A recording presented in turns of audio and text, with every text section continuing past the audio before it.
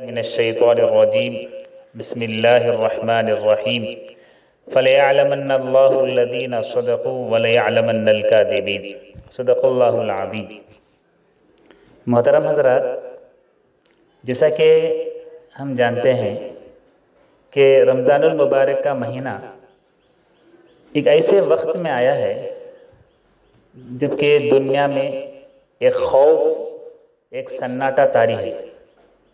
ہم دیکھتے ہیں کہ سڑکیں سنسان ہیں، راستے ویران ہو چکے ہیں اور لوگوں کی آمد و رفت، چہل پہل دن میں اور رات میں بھی منسوخ ہو چکی ہے۔ حضرات، ایسے حالات میں میں چند باتیں یعنی کہ انسان کا دل بھی ایک طرح سے، ایک مسلمان کا دل یعنی اجتماعی عبادتوں سے جو محرومی ہو رہی ہے، ایک مسلمان کا دل یقیناً رنج کا شکار ہے، یقیناً اسے غم ہو رہا ہے۔ لیکن اللہ تعالیٰ کی تقدیر کے مطابق ہم اپنے گھروں میں رہنے پر مجبور ہیں۔ جیسا کہ عبداللہ بن عباس رضی اللہ عنہ کی ایک حدیث آتی ہے کہ اللہ کے رسول صلی اللہ علیہ وسلم نے فرمایا، ان اللہ تجاوز عن امتی الخطا والنسیان وما استکرہوا علیہ، یعنی اللہ تعالیٰ نے میری امت کی غلطی، بھول چوک اور تیسری بات جن کاموں پر انہیں مجبور کر دیا گیا ہو معاف کر دیا جائے گا۔ ابن ماجہ کی حدیث ہے، حدیث نمبر 2403 میں۔ اس میں موجودہ حالات میں صرف اجتماعی عبادات ہی متاثر ہو رہی ہیں، ہم جانتے ہیں، لیکن انفرادی جو عبادت ہے اس پر کوئی فرق نہیں پڑا۔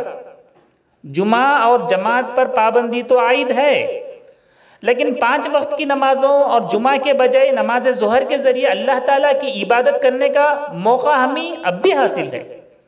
باجماعت تراویح کا سلسلہ تو ختم ہو چکا ہے، یعنی منقطع ہو چکا ہے فی الحال، لیکن انفرادی طور پر اپنے اہل خانہ کے ساتھ قیام کرنے کا راستہ تو کھلا ہوا ہے۔ تو بہرحال چند اجتماعی عبادات کے دروازے بند ہیں فی الحال لاک ڈاؤن کی وجہ سے، لیکن آسمان کے دروازے کھلے ہوئے ہیں۔ رمضان ہمیشہ کی طرح رحمت، مغفرت، سعادت اور جہنم سے نجات کا پیغام لے کر آیا ہے۔ فرق ہمارے سوچنے کے انداز میں ہے۔ ہم نروس ہونے کی ضرورت نہیں ہے۔ چنانچہ رمضان جہاں ایک طرف بعض اجتماعی عبادات سے محرومی کی حالت میں تو آیا ہے، لیکن وہیں بعض ایسے عظیم ایمانی مواقع کے ساتھ آیا ہے جن کا آج سے پہلے تصور کرنا بھی ممکن نہیں۔ وہ چند باتیں میں آپ کے سامنے رکھنے کی کوشش کروں گا۔ حضرات، اس میں سے سب سے پہلی بات جس وقت رمضان آیا ہے، دیکھیے کہ ہم اس کو سمجھنے کی کوشش کریں۔ میں تقریباً 6-7 پوائنٹ آپ کے سامنے رکھنے کی کوشش کروں گا۔ پہلی بات ہے، ہم یہ سمجھنے کی کوشش کریں اخلاص۔ نمبر 1، پہلی پوائنٹ اخلاص۔ اور اس میں کوئی شک نہیں کہ اہل ایمان اپنی عبادتوں میں ہمیشہ اخلاص کو اپنے پیش نظر رکھتا ہے، ہم جانتے ہیں۔ اور ہماری جو پچھلی عبادتیں ہیں، سابقہ جو عبادتیں ہیں، ہم امید کرتے ہیں کہ اخلاص پر ہی مبنی رہی ہوں گی، لیکن اجتماعی عبادات میں عام طور پر اس کا احساس نہیں رہتا۔ فرق کرنا بہت مشکل ہو جاتا ہے اجتماعی عبادات میں اخلاص کا، کہ کون سا عمل خالص اللہ کے لیے کرے ہم، اور کون سا رشتہ داروں کے لیے کیے، اور دوست و احباب کے ساتھ نبھانے کے لیے کون سے کام کیے۔ لیکن گھر پر تنہا انجام دی جانے والی عبادات میں اخلاص عام طور پر پورے احساس کے ساتھ اور کسی قسم کی ریاکاری کے بغیر موجود رہتا ہے۔ اس لیے احادیث میں، بہت سارے احادیث میں آپ دیکھے ہوں گے کہ ایک حدیث بھی ہے کہ وَرَجُلٌ تَصَدَّقَ بِصَدَقَةٍ فَأَخْفَاهَا حَتَّى لَا تَعْلَمَ شِمَالُهُ مَا تُنْفِقُ يَمِينُهُ۔ وہ آدمی جس نے کوئی صدقہ کیا اور اسے چھپایا حتیٰ کہ اس کے بائیں ہاتھ کو علم نہیں کہ اس کے دائیں ہاتھ نے کیا خرچ کیا۔ صحیح بخاری مسلم کی حدیث ہے۔ تو گویا آج ہمارے اخلاص کا امتحان ہے. فَلَيَعْلَمَنَّ اللَّهُ الَّذِينَ صَدَقُوا وَلَيَعْلَمَنَّ الْكَاذِبِينَ. یقیناً اللہ تعالیٰ نے انہی بھی جان لے گا جو سچ کہتے ہیں اور انہی بھی معلوم کر لے گا جو جھوٹ کہتے ہیں. عنکبوت سورہ عنکبوت آیت نمبر 3 میں اس بات کا اشارہ ہے. ہماری ذمہ داری ہے کہ موجودہ حالات میں عبادت میں جو ہماری رمضان کے جو عبادات ہیں اس میں کاہلی اور کوتاہی کا مظاہرہ نہ کریں. اپنے اخلاق و للہیت پر ہرگز حرف آنے نہ دیں. ہماری عبادات میں ذرا برابر بھی کوتاہی نہ ہونی چاہیے. دیکھیے پہلی بات اخلاص، جو آج کے حالات حاضرہ میں جہاں پر کہ جو ہے آج سے پہلے تصور کرنا بھی ممکن تھا، تو یہ باتیں پہلی بات ہی اخلاص. ایک دوسرا نقطہ یہ ہے کہ عبادت کے تعلق سے اگر ہم دیکھیں، اجتماعیت میں کسی عمل کو اختیار کرنا عموماً آسان ہوتا ہے. اجتماعیت میں کسی عمل کو اختیار کرنا، اپنانا عموماً آسان ہوتا ہے. ایمانی ماحول اور روحانی فضا میں آدمی کی طبیعت اطاعت الہی کی جانب مائل ہو جاتی ہے. یہ تو مشہور ہے. لوگوں کو عبادت میں مشغول دیکھ کر دوسروں کے اندر بھی جذبہ پیدا ہو جاتا ہے عبادت کے تعلق سے. اور دیکھیے وہ بھی جو ہے جب جذبہ پیدا ہوتا ہے تو وہ بھی ان کے ساتھ عبادت میں شامل ہو جاتے ہیں. لیکن اس کا ایک دوسرا پہلو یہ ہے کہ اکثر یا بعض اوقات ہمارے اعمال عبادت کے بجائے روایت بن جاتے ہیں. ہمارے نیک اعمال عبادت کے احساس سے خالی ہو کر عادت بن جاتے ہیں. ہم بعض اچھے کام کرتے دکھائی دیتے ہیں لیکن دل ویران رہتا ہے، دل پر اس کا کوئی اثر نہیں. آج جبکہ موجودہ حالات میں اجتماعیت کے پہیے سے جدا ہو کر ہم روایت سے الگ ہو چکے ہیں، عبادت کرنا گویا صحیح موقع حاصل ہے عبادت کرنے کا. دیکھیے بلا شبہ بطور رواج نہیں بلکہ بطور عبادت کریں گے ہم عبادت. گویا آج ہم اس آزمائش سے گزر رہے ہیں کہ ہر سال رمضان میں جو کچھ نیک اعمال کرتے تھے وہ تو رواج تھا، رواج کے طور پر کرتے تھے ہم لوگ یا عبادت کے طور پر کرتے تھے. لیکن اگر عبادت کے طور پر کرتے تھے اور کرنا بھی چاہتے ہیں تو پھر ہمیں کسی قسم کی کوتاہی نہیں کرنی چاہیے، کیونکہ جو رمضان عبادت کا موقع لے کر ہر سال آیا کرتا تھا وہ ایک بار اسے ایسے تقاضے کے ساتھ جلوہ افروز ہو چکا ہے کہ ہم اپنے نیک اعمال میں ذرا برابر بھی کوتاہی نہ کرنا چاہیے، کوتاہی نہیں کرنی چاہیے. دیکھیے تیسرا نقطہ، پہلا نقطہ اخلاص، دوسرا نقطہ عبادت، اور تیسرا نقطہ اہل و عیال کی تربیت. آدمی بہت مصروف رہتا ہے، آدمی پر اہل و عیال کی تربیت واجب ہے. آدمی پر اہل و عیال کی تربیت واجب ہے، جس کا تقاضا ہے کہ وہ انہی صحیح عقائد، نیک اعمال اور اچھا کیا ہے، برا کیا ہے اور اچھے آداب سکھائیں، انہی نیک اعمال کی طرف توجہ دلائیں، اچھے اخلاق کی نصیحت کرے.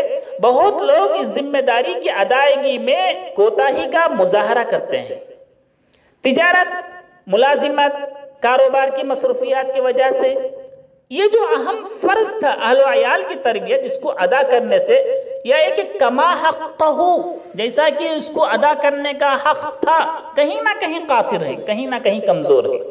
اب جبکہ غیر معمولی فرصت میسر ہوئی ہے تو اس واجب جو پہلو تھا، اس واجب کو اہل و عیال کی جو تربیت کرنے کا جو پہلو ہے، اس کو ادا کرنے کا ایک سنہرا موقع نصیب ہوا.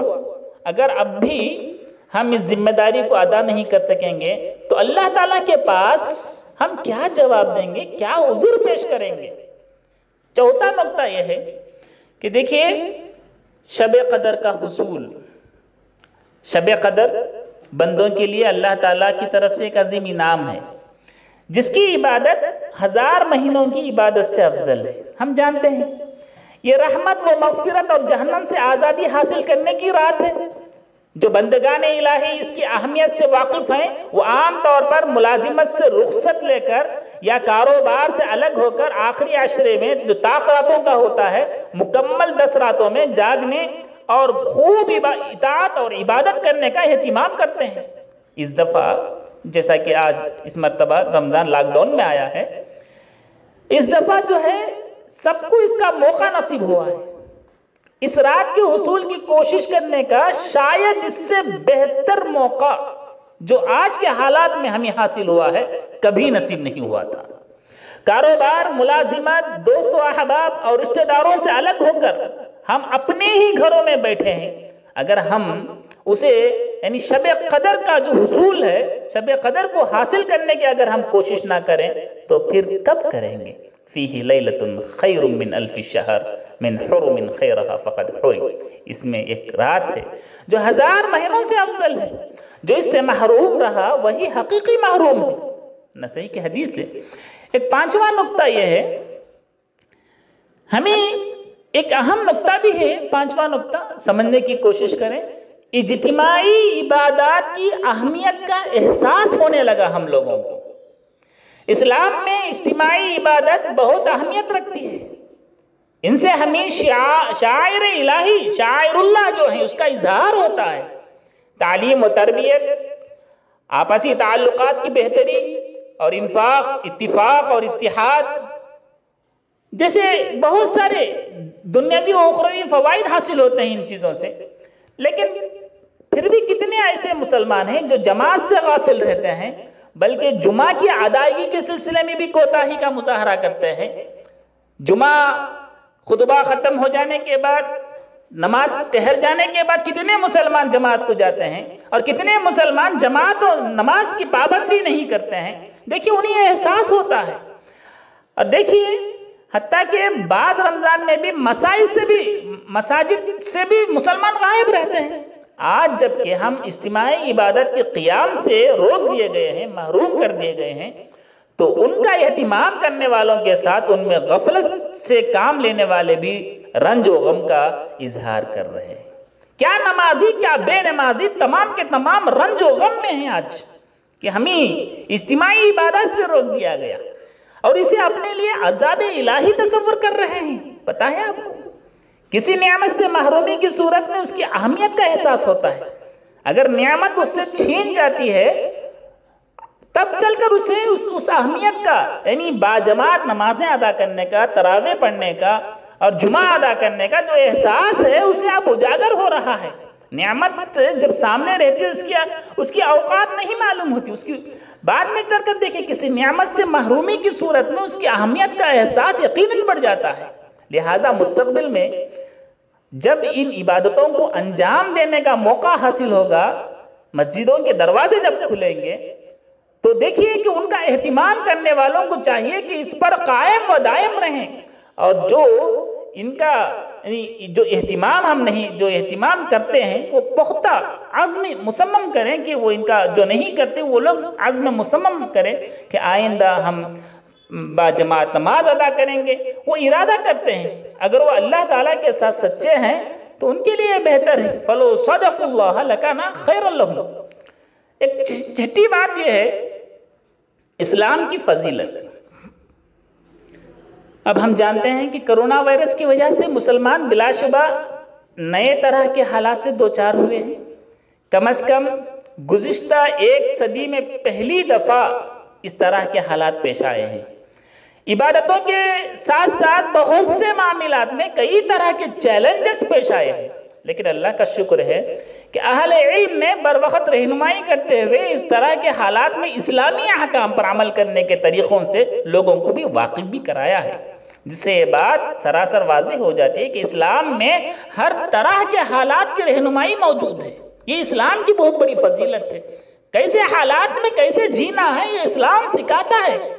حقیقت یہ ہے کہ اسلام ایک دین کامل ہے جس میں قیامت تک پیش آنے والے ہر طرح کے حالات کا، معاملات کا، مسائل کا مکمل رہنمائی موجود ہے۔ اس میں یہ ایک آسان دین ہے جس میں انسان کی فطری ضرورتوں اور اس کی مجبوریوں کا پورا لحاظ رکھا جاتا ہے۔